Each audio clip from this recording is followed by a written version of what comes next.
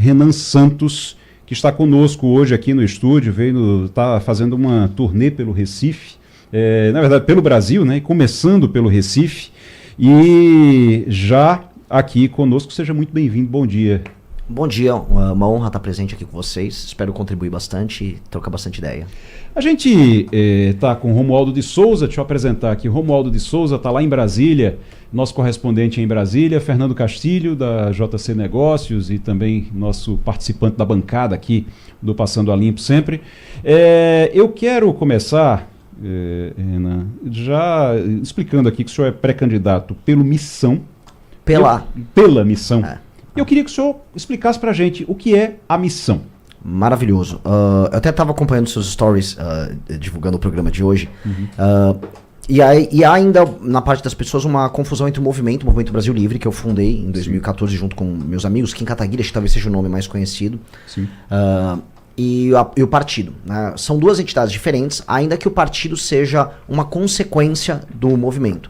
O partido surge como uma resposta que o movimento dá, porque a gente havia tentado se institucionalizar antes, até por título de curiosidade. A primeira reunião partidária que nós tivemos pelo movimento foi em 2015 aqui em Recife, quando a gente foi conversar com o Luciano Bivar, então presidente do PSL. Isso tinha dado ensejo depois do surgimento do Livres, que foi um movimento criado ali dentro do PSL, mas que à época não deu certo, e a gente mesmo, as conversas nossas com o Bivar não deram certo. E a gente percebeu que o nosso crescimento político dentro de legendas já estabelecidas, ele seria uma mera ficção, porque o sistema de incentivos que existem dentro dos partidos políticos, eles vão para direções opostas daquilo que a gente quer fazer. Então a gente só foi usado como basicamente burro de carga para levar voto para legenda. E a gente percebeu que é um jogo que funciona como fim de si mesmo. Na eleição de São Paulo de 2024, o Kim Kataguiri estava aparecendo nas pesquisas em 2023 com 10, 11%. E ele é o deputado mais votado do Brasil, do Partido União Brasil. Pois bem, o partido rifou ele completamente e largou a candidatura dele para apoiar o prefeito. E a gente não teve sequer direito para sentar para poder discutir. Então, estava muito claro pra gente que o nosso papel seria um papel secundário. Então a gente precisaria ter um partido político, de fato. E aí, olhando a ideia de montar um partido político, a gente precisava ter um partido político em que a experiência do membro, do partido, do filiado, fosse real. Ou seja, vocês sempre eram tratados como valiosos porque carregavam votos, mas levavam votos para as legendas, mas não eram tidos como membros das legendas, não eram considerados como parte daquilo. Exato, porque as legendas são negócios. Salvo uma ou outra exceção, em geral dentro da esquerda, e aí eu vou agora tomar porrada da galera direita que está ouvindo, salvo uma outra exceção dentro da esquerda, em que existem partidos orgânicos, ideológicos, a começar pelo PT. É o nosso adversário ideológico mais óbvio. Dito isso, ele é um partido. O que a gente chama de centro e direita são unidades de negócio, que inclusive são quase indistinguíveis entre si, né? Porque qual é a diferença do PP pro PSD? Ninguém sabe, porque não tem. Então, nesse modelo a gente só é útil levando voto. A gente não é útil pra mais nada pra esses caras. E o que acontece? Toda essa juventude que nos apoia, toda essa molecada que tá querendo fazer propostas novas pro Brasil, ela não tem espaço. E não tem como ter espaço. Ele só vai ser visto assim: você tem como me trazer voto? Não, então não enche o saco, vai embora daqui. E o partido responde a isso. A gente agora tem uma casa. E aí qual é a missão da missão? De maneira muito clara, o Brasil ele está entrando agora no meio do século XXI, numa posição fraca do ponto de vista econômico. O Brasil não conseguiu resolver suas desigualdades regionais, sociais, de toda sorte. O Brasil é um país que continua violento, está tendo parte do seu território ocupado por facções criminosas. Está vendo outros países do dito terceiro mundo, estou falando até de países da África subsaariana, estou falando de Índia, estou falando do Vietnã, estou falando do Sudeste Asiático, evoluindo economicamente, ganhando relevância, e a gente ficando para trás em tudo. A gente viu agora os Estados Unidos fazer uma operação na Venezuela, e agora toda a ideia que a gente tinha que o Brasil ia ser uma força na América do Sul, caiu completamente por terra. Toda a estratégia que o Brasil adotou nos últimos 20 anos para ser potência não deu em nada. A nossa geração, ela tá muito ansiosa e muito angustiada, porque eu até não é uma pergunta indelicada, mas qual a tua idade? Eu tenho 43. 43, você é da minha geração. A nossa geração não conseguiu amealhar, vamos dizer, ganhos pessoais, não conseguiu comprar casa, carro, como as gerações anteriores. Sim. Então essa angústia que a nossa geração tem que ser manifesta num projeto político. Então esse projeto político, de maneira clara, é um projeto político geracional. Pega a minha geração e a sua, geração millennial, mas vai pegar muita geração Z que está especialmente angustiada. Renan, Como é que o senhor se coloca? Eu quero colocar isso assim de uma forma que... Mas como é que o senhor se coloca? Porque hoje, com polarização, todo mundo fica... Eu digo porque eu sofro isso aqui. Qualquer coisa que eu falo, se for ruim para a esquerda, eu sou extrema-direita. Se for ruim para a direita, eu sou comunista. Então, assim, eu fico nessa... A gente fica aqui, a gente que está na área de comunicação fica com isso. Então, dentro dessa polarização, fica sempre aquela... Sim, mas ele é de esquerda... Quem está nos ouvindo agora, mas ele é de esquerda ou de direita, ele é o quê, afinal? Como é que o senhor se coloca dentro dos espectros da política? Com certeza deve estar falando isso nos comentários agora. E eu passo pela mesma coisa que você passa, porque a gente pode ser qualificado de uma leitura mais clássica sobre esquerda e direita como um grupo de direita. Tá. Historicamente, você vai olhar, nós defendemos leis mais duras no combate ao crime, nós não temos essa perspectiva de um garantismo penal, por exemplo. A gente acredita que o Estado tem que ser eficiente, menor, mas do ponto de vista clássico, né, se isso nos adequa à direita, do ponto de vista posicional, como nós fizemos oposição ao governo Bolsonaro, então as pessoas que são bolsonaristas falam, não, então você só pode ser um comunista. E aí é um tipo de discussão que não leva a lugar nenhum, porque é uma discussão meramente de, vamos dizer, sistemas relacionais. Eu tô com o Bolsonaro e eu posso defender o que eu quiser se eu tiver com o Bolsonaro, portanto sou de direita. Então, assim, nesse sentido, em termos de propostas, a gente vai estar mais alocado à direita, ainda que a gente seja, por conta do nosso livro de propostas, que é o livro amarelo, muito versátil. A gente vai pegar propostas, por exemplo, que o Ciro Gomes começou a tocar no Ceará na parte de educação e vai falar, isso aqui serve pra gente. A gente acha que o Estado tem um papel fundamental, maiormente aqui na região do Nordeste, em fomentar ilhas de desenvolvimento, polos de desenvolvimento. A gente acredita que o Estado, por exemplo, tem um papel para participar no desenvolvimento econômico. Então, então isso torna você mais ou menos liberal. Isso não interessa, a gente é pragmático. Então acho que a gente tem que ser colocado aqui como um grupo estritamente pragmático. E eu jogo o desafio especialmente para as duas torcidas que a gente tem, que é a torcida do lulismo e a torcida do bolsonarismo. Na prática, nem o Lula nem o Bolsonaro são radicais em nada. Eles são ultraconvencionais. Quando a gente fala assim, mas o Bolsonaro é um radical, que a gente fala, onde está o radicalismo do Bolsonaro, tirando o personalismo dele? Qual foi o radicalismo do Bolsonaro durante o mandato dele? E veja, estou falando isso aqui como crítica. Sim. Eu estou falando assim, radicalismo no sentido de ir à raiz do problema. Nunca foram a raiz do problema nada. Mesma coisa do governo Lula. Ele foi para uma eleição falando em picanha, em cerveja, em termos bem genéricos. Aí depois, agora para tentar ganhar a eleição, ele fez lá um acordo com o Trump, está discutindo quais são os benefícios que ele vai dar, se agora é luz elétrica, se é vale gás. Ou seja, radicalmente ele fez alguma coisa? Não fez nada. Então são dois governos convencionais, duas lideranças convencionais, e a única coisa que é extrema é a puxação de saco aos dois. E quando você olha para frente, você não consegue ver proposta, você não consegue ver propósito e proposta realmente. Hoje, isso aliás, a política brasileira hoje é um campo árido em relação a isso, em relação a futuro. Mas, Fernando Castilho. Senhor Renan, como o senhor falou nas primeiras palavras, vocês, olha, a gente não quer se colocar alinhado à direita, né, do bolsonarismo, nem à esquerda de Lula. Portanto, vocês veem uma avenida de oportunidades aí no meio, né, principalmente com o público jovem, como o senhor disse, de até 50 anos. Quais são suas expectativas para capturar esse voto? Porque, no fundo, vocês estão brigando para entrar no sistema, chegar forte, né, capturar espaços dentro do Congresso e trabalhar nisso aí. Qual é o horizonte que vocês trabalham? A conversa vai ser que proposta nós temos para capturar esse eleitor que o senhor descreveu aí, que, pela sua descrição, é uma avenida de oportunidades. Uma coisa bem interessante, né? Na pesquisa Atlas, ela entrega as quebras bem feitas sobre demografia durante a pesquisa. No público da geração de 16 a 24 anos, pega a geração alfa, a geração Z, eu apareço, na pesquisa que foi publicada, 18%, e nos trackings já da Atlas eu chego a bater 21%. Quando eu faço um recorte, geração Z e homens, a gente sobe para 30%. Então, os homens jovens, geração Z, a gente é muito, muito forte já. Então, o nosso discurso já chegou nessa geração. Naturalmente, essa geração tem que ter um poder de contaminação nas gerações mais velhas. Então, tem um processo em que essas gerações têm que convencer seus irmãos mais velhos, pais, avós, para a gente fazer essa contaminação das nossas propostas. Mas isso já vem acontecendo. O desafio nosso é fazer esse crescimento, né, geracional, para aí sim a gente estar bem competitivo para vencer as eleições. Só que há uma coisa muito boa, que esse tipo de público, o público mais jovem, ele costuma ser o público mais ativo. ele também é um trendsetter, ou seja, ele é um cara que dita tendências. Então as pessoas, eles criam os memes, criam uma linguagem política, são mais ativos em redes.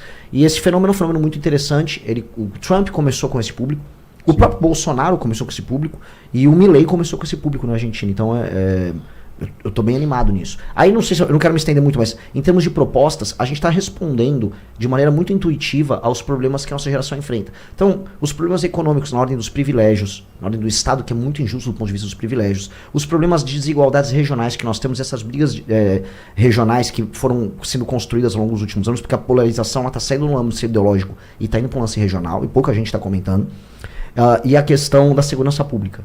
E isso é muito importante para essas gerações, muito importante. Qual é o... A gente está no Nordeste, está no Recife, eu queria que o senhor dissesse qual é o grande problema do Nordeste que o senhor acredita que precisa ser atacado, precisa ser resolvido? Olha, assim, a gente tem uma coisa que chama Livro Amarelo. A gente tem um grupo de pesquisa que a gente está produzindo livros com propostas para o Brasil.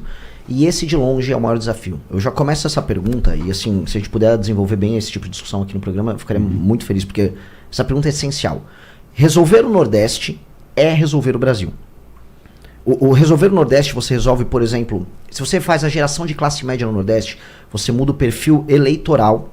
Mudando o perfil eleitoral, você muda o perfil de representação, você acaba desconstruindo oligarquias, e a gente tem um problema clássico que é a elite política do Nordeste é muito arcaica. Não só elite políticas, as próprias elites econômicas são muito arcaicas. Isso traz consequências enormes para o restante da população. Você muda a dinâmica política nos pequenos municípios, né? A gente sabe que, por exemplo, aqui em Pernambuco, mais de 70% dos municípios têm como base econômica a administração pública. Ou seja, eles vivem de repasses estaduais e federais. Naturalmente são municípios inviáveis e as pessoas vivem da administração pública, e a administração pública se torna um fim em si, ela tem que ficar se repetindo. Alterar essa dinâmica é alterar a vida do Nordeste, e alterar a vida do Nordeste significa a gente mudar os sistemas e relações de poder no Brasil. Então a gente vê muita discussão, por exemplo, o São Paulo manda muito imposto pro governo federal, Pernambuco também está no saldo positivo, né? Mas recebe pouco, e o Maranhão recebe muito, o Piauí recebe muito. Beleza, por que o Piauí recebe muito? Por que o Maranhão recebe muito e a vida não melhora? O que é feito com esse dinheiro? O que é a administração pública nesses estados? O que são esses municípios? Nós estamos criando um plano, e está dando muita polêmica, porque eu estou gravando muito, falando muito sobre isso, de alterar isso. E para muita gente isso é radical. Não radical do ponto de vista ideológico, mas radical do ponto de vista administrativo. E eu quero trazer essa discussão, porque eu acho que a gente vai precisar fundir municípios, e em alguns lugares, dada a inexistência de classe política capaz de administrar esses recursos para melhorar a vida das pessoas, a gente precisa colocar interventores. E de maneira clara, colocar interventores em muitos municípios que serão fundidos para a gente melhorar os índices. Não dá para você pegar, por exemplo, como aconteceu agora numa cidade, Coripe, lá na Bahia, todos os índices, o IDH é africano, de um país lá da África subsaariana ruim, porque hoje tem países da África subsaariana melhores que o Brasil já. Você pega os índices horríveis, aí você vai ter uma emenda, um repasse de emenda que é enviado por um deputado para fazer uma estátua gigante no meio do nada. São essas coisas.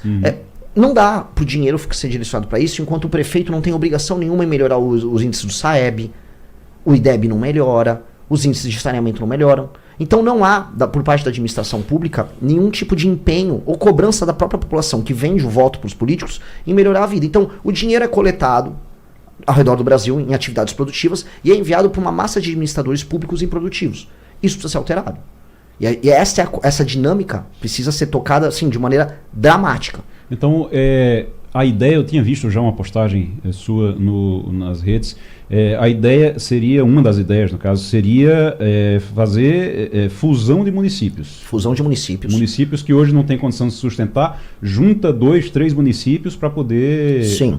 Para poder organizar direito. Sim, a gente junta 2, 3 municípios. E aí você reduz o gasto público, porque você corta 2 câmaras de vereadores, corta gastos com... Mas, e como é que você faz? Ok, beleza, mas hoje a gente tem 70%, como o senhor disse, em alguns lugares, 70% da população vivendo de renda que é gerada por essas administrações, por essas instituições. Quando essas instituições deixam de existir, o que é que se faz? Tem algum tipo de fomento para que tenha lugar, empresas? Né? O que é que ocupa esse lugar? O que é que vai fazer a feira dessas pessoas? Que não é que o município, ao deixar de existir comunidade administrativa, que os empregos deixariam de existir ali. A estrutura formal da administração continuaria existindo, O que não precisaria ter 3 câmaras de vereadores, 3 prefeituras diferentes com secretários diferentes, sabendo que esses lugares não estão entregando nada. São secretarias de mentira. São secretarias que, né, não fazem nada na prática, são apenas cabides. O que passaria a ter é todas as administrações públicas desses municípios fundidos passariam a ter metas claras. Então eu vou dar um exemplo. Se eu juntei 4 municípios e eles estão mais ou menos autossustentáveis, você teria que ter indicadores para aquele município. Olha, você pegou lá o índice Saeb, está tantos pontos abaixo da média nacional. Se você subir, você tem uma meta em 4 anos de cumprir isso. Você tem 15% de cobertura de esgoto ou água, tem que subir para 40%. Você já sabe que são as coisas que tem que fazer, elas vão ser cobradas de você ao final do mandato. Se você não cumpre, o seu partido não recebe fundo partidário para a região, tampouco fundo eleitoral. A gente tem que alterar a lei, inclusive, que rege os partidos políticos, para que os partidos políticos se sintam estimulados a colocar administradores públicos que cumpram metas. Nos municípios que não tem nem arrecadação própria, aí o correto é botar um administrador. O governo federal brasileiro estabeleceu um administrador que vai colocar educação, saúde, saneamento básico, segurança em dia. Então, se é o governo federal que está sustentando, é o governo federal que vai administrar. Tem que botar um interventor. Porque tem um problema, e é o maior problema do Nordeste. Se a gente vai ler Grande Sertão Veredas, se a gente vai voltar no nosso passado, o coronelismo se dava antigamente pelo medo. Pelo medo. Hoje o coronelismo se dá pela compra. A gente sabe que existe um sistema de compra de votos em todos os municípios. Aí não é só Nordeste, é Norte, interior de São Paulo. Meus pais vivem numa cidade com IDH similar à da Itália, que é Vinhedo. Dito isso, tem compra de voto. Compra de voto é a base da democracia brasileira. Fica todo mundo, a democracia brasileira, gente, é compra de voto, todo mundo sabe que é. E no modelo de compra de voto, o cidadão, ele troca o futuro dele nesses 4 anos por um dinheirinho no curto prazo e por uma relação boa com o vereador, por exemplo. Isso tem que acabar. Essa indústria da compra de voto tem que ser desmontada para que critérios objetivos muito claros que avaliem a administração pública estejam dados. Hoje, a gente sabe muito bem que um prefeito vai e emprega a galera, por exemplo, numa cidade no interior aqui de Pernambuco, emprega a população na prefeitura, os vereadores ficam entregando serviços, recebe emenda de deputados federais, essa emenda é desviada, o desvio da emenda vira caixa 2, esse caixa 2 eles vão tocando esse universo paralelo de favores com a população. Chega o São João, taca ali uns artistas no São João, chega o fim do ano, taca ali mais artista, faz um show, a população acha normal e a vida fica girando. Isto não funciona. Isso é uma das principais razões para o subdesenvolvimento do Nordeste e para os problemas regionais que a gente tem. Isso precisa ser resolvido. Sobre, aproveitando esse modo que ele fala aí da fusão de administrações... Eu vou chamar Romualdo de Souza. Tá certo. É só uma questão de... Esse espaço que o senhor fala hoje tem dono. São os deputados. Sim. E certamente, quando o senhor disser assim, vamos pegar 4 municípios que são vizinhos, né? E são... Vamos trabalhar isso aí. Certamente os donos, entre aspas, os deputados votados, vamos traçar desse jeito, vão reagir. E aí é aquela história, como tratar com isso? Porque, afinal de contas, esses mesmos deputados são os que hoje, se a gente vê a lista de emendas, vão deixar suas emendas. Irmãos, olha, mas eu botei minha emenda aqui, tudo. Então, o senhor sendo eleito, como é que vai lidar com essa oposição dentro do Legislativo? Eu posso colocar da seguinte maneira. Existem 3 grandes agendas imediatas que a gente tem que tocar ganhando a eleição em 2026. A primeira é a guerra contra o crime organizado no Brasil, a alteração das leis de processo penal, lei de execução penal, as leis penais, e ir para cima numa guerra contra o crime organizado.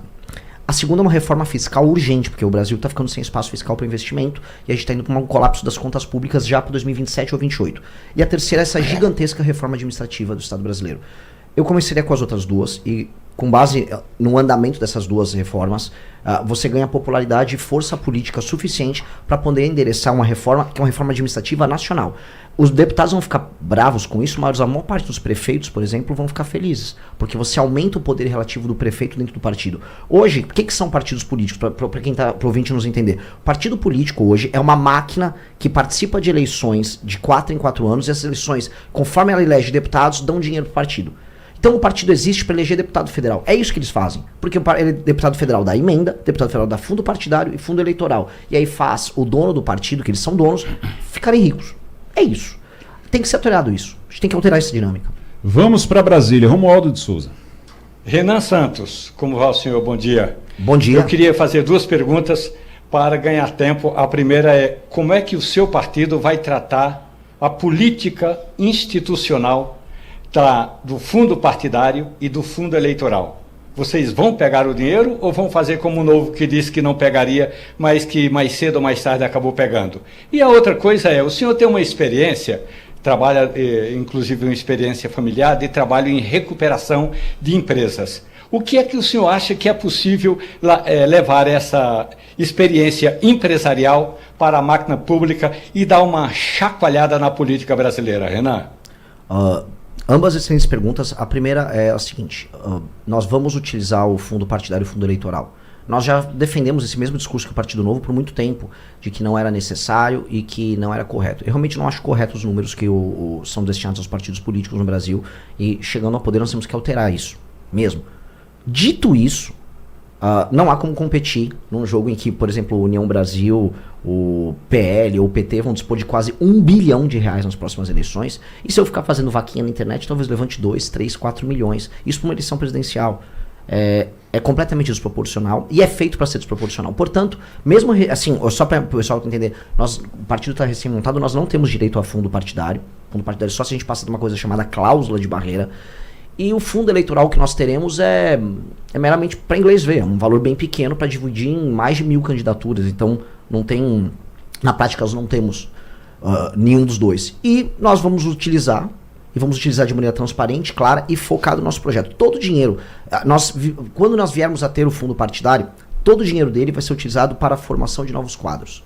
Porque a única coisa que nós fazemos hoje como movimento e como partido é formar quadro novo e formar quadros capazes, que saibam utilizar suas redes sociais, inteligentes, com propostas. O dinheiro só vai ser gasto nisso. E a gente vai demonstrar que esse dinheiro só será utilizado nesses temas. Na segunda pergunta, eu trabalhei durante alguns anos com recuperação de empresas de dificuldades. Existe até aquele filme de Uma Linda Mulher, com o Richard Gere, que era uma coisa meio glamurosa. Meu não era muito glamuroso, não. Eu saí da faculdade de Direito, meu pai era advogado, ajudei ele numa operação, depois eu mesmo fui tocar. Cheguei, inclusive, a morar no Nordeste um período, na Bahia, e voltei para São Paulo. A principal experiência que eu tive foi a experiência de sofrimento entendendo as burocracias e como empreender e atuar do ponto de vista econômico num país como o Brasil é proibitivo. E aí você começa a entender a necessidade que nós temos de reformas microeconômicas. Então, reformas microeconômicas que melhorem as relações de trabalho. Melhora a burocracia. Demais. O custo da energia elétrica. Quando você passa a tocar essas coisas, você começa a perceber, meu Deus, tudo é absurdamente caro. O custo para você mandar uma mercadoria de uma empresa para outra, o custo do pedágio. Você tem pedágio e estrada ruim ao mesmo tempo no Brasil. Então, a gente fala muito em reformas macroeconômicas. A agenda econômica, a gente fala em Brasília, sempre, não, os juros, não, o corte de gastos, não, o orçamento está em 5,8 tri, dá para reduzir e tal. Tá, mas é a reforma microeconômica. A gente tem que fazer os ajustes macro, mas os micro é o que vão fazer as empresas andarem e funcionarem. Então, essa experiência de sofrer é justamente a experiência que eu vou querer levar para criar políticas públicas para tornar a economia brasileira efetivamente competitiva. A gente está aqui conversando com o Renan Santos, que é pré-candidato à presidência da República pela Missão. Eu quero, Renan, para a gente, já indo para a parte final aqui da nossa entrevista, perguntar sobre alguns temas. Eu estava dando uma olhada ali nas suas propostas, postagens que são feitas na internet. Você fala de bomba atômica. Sim. É uma ideia que ficou lá atrás com Enéas. E agora, você vai colocar isso na campanha presidencial? Você vai trazer essa ideia de que o Brasil tem que ter uma bomba atômica? É uma discussão, não é uma discussão de curtíssimo prazo, que a gente não tem nem correlação de força com os nossos vizinhos, nem capacidade orçamentária para tocar isso nesse instante. Mas vamos precisar trazer essa discussão. O que eu trago é um ponto que é um ponto bem interessante. Dentre as nações com o maior território do mundo, com a maior população do mundo e com o maior PIB do mundo, você vai juntar, vamos dizer, um seleto grupo. Um certo grupo que tem mais de 200 milhões de habitantes, um território, acho que de alguns milhões de quilômetros quadrados e PIB de mais de 2 trilhões. Pois bem, União Europeia, Estados Unidos, Índia, China e Rússia e Brasil.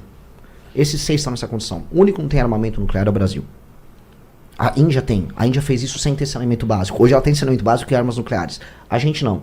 Do ponto de vista geopolítico, a gente tem que saber o que nós queremos ser.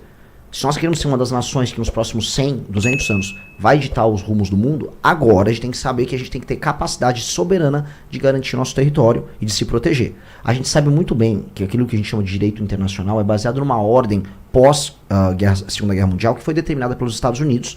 A gente teve a Guerra Fria e depois os Estados Unidos como potência única. Isso passou. A China está tomando, vamos dizer, parte, tomando soberania na região dela. Vai ter um conflito com o Taiwan, que é meio que inevitável. A Rússia invadiu a Ucrânia. Você tem todos os problemas comuns no Oriente Médio. E os Estados Unidos agora, nesse instante, eles estão da Groenlândia até a Patagônia estabelecendo a hegemonia deles nas Américas. Qual é o nosso papel aí? A gente ainda não sabe. Agora, nosso papel pode ser de ser uma nação pequena, dominada pelos Estados Unidos no próprio hemisfério, como foi no começo do século XX, com a política a doutrina Monroe, a política do Big Stick. Eles estão falando agora nos Estados Unidos novamente agora em doutrina Monroe, que é do Donald, né? Então, qual é o nosso papel? A gente vai ser um vassalo americano, ou a gente é um vassalo chinês, ou a gente quer ser altivo nisso? A gente tem condições de recursos humanos, naturais, território, de ser uma das grandes nações, uma das 5 principais nações do mundo que vão sentar na mesa e definir o que o mundo vai fazer. Nós temos essas condições. Nós queremos isso? Eu quero isso. Eu acho que o Brasil tem que pensar em ser uma nação grande. E não é que assim, vamos chegar ao poder e vamos fazer uma bomba atômica. Não, mas nós precisamos discutir a correlação de forças com os nossos vizinhos, a correlação de forças com os Estados Unidos e o futuro que a gente quer pra gente. E para ser soberano, nós temos que ter capacidade de dissuadir qualquer tipo de invasão contra o nosso território. Outro ponto que eu queria abordar, porque já para encerrar mesmo, porque a gente tem na próxima, na sequência a gente tem a Eliane Cantanhede chegando daqui a pouquinho, mas outro ponto que eu queria abordar, também de suas propostas, que o senhor vem colocando, é em relação ao crime organizado. O senhor coloca, o senhor é a favor da pena de morte? Eu sou a favor de discutir a pena de morte. Eu acho que tanto a pena de morte quanto a prisão perpétua elas foram afastadas do ordenamento jurídico brasileiro e foram constitucionalizadas na questão para evitar. Só que nós temos que reabrir esse discurso. Tem uma pesquisa muito interessante do Pérez Chiquida, que ele é pesquisador e é ligado à polícia. Ele, entrevistando os presos, eles falaram, olha, o que me dissuadiria a cometer um crime é a certeza de ser pego e penas duríssimas, do tipo pena de morte ou do tipo prisão perpétua. Nós precisamos começar a discutir isso de maneira clara. A situação do Brasil ultrapassou qualquer limite do aceitável e a gente está tendo agora a tomada do território brasileiro por facções. O Ceará, meus amigos, foi tomado. A gente fala muito do Rio. O Rio é meio anedótico. O Nordeste está sendo tomado. E o Estado brasileiro vai ter que retomar. E essas pessoas que estão participando dessas organizações criminosas, elas têm muitos incentivos porque elas ganham dinheiro, elas se estabelecem na hierarquia dos seus bairros, das suas cidades como pessoas importantes e elas não têm medo de nada. Nós precisamos impor o medo a elas. Então a gente tem que trazer todas essas discussões. Então eu quero abrir a janela lá para o outro lado. Assim, vamos discutir até a pena de morte. Para, no mínimo, com o Congresso, a gente chegar num meio termo que seja, sei lá, um cara que é reincidente em crime, um assalto à mão armada, ficar 40 anos preso, sem saidinha ou progressão penal. Que é o que tem que ser. A gente tem que ter penas muito duras para todo mundo ter medo de botar uma arma na cara de um brasileiro. Renan Santos, eu quero agradecer aqui sua participação e eu queria que o senhor falasse só como é que vai ser. O senhor está começando pelo Recife, vai passar por outros estados do Nordeste ainda? Olha, eu vou começar por Pernambuco, eu quero começar pelo Recife, a gente vai rodar o estado. Depois nós vamos para o Rio Grande do Norte. Vamos fazer, antes de fazer o restante do Brasil, vamos fazer o Nordeste. Pra gente é muito importante. Inclusive aquela ideia de quebra de polarização se eu sou um cara de São Paulo, eu vou começar pelo Nordeste e vou começar tratando o Brasil através de uma ótica dos problemas nordestinos. Vamos rodar Nordeste e aí depois eu vou descer. Aí vamos escolher no caminho. Obrigado. Renan Santos, pré-candidato à presidência da República pela Missão, partido recém-criado, e que tem ali nas suas origens também, ele estava explicando aqui, nas suas origens também o MBL, mas não é o MBL que se transformou em partido, é isso que o senhor estava São duas coisas, que é o MBL continua existindo. O MBL continua existindo. Muito bem, obrigado, Renan. Muito obrigado e volto sempre aqui à Rádio Jornal. Ótimo, uma honra por ter participado. Valeu. Curtiu esse vídeo? Então deixa o like e comenta aqui embaixo o que você achou. Quero muito saber sua opinião.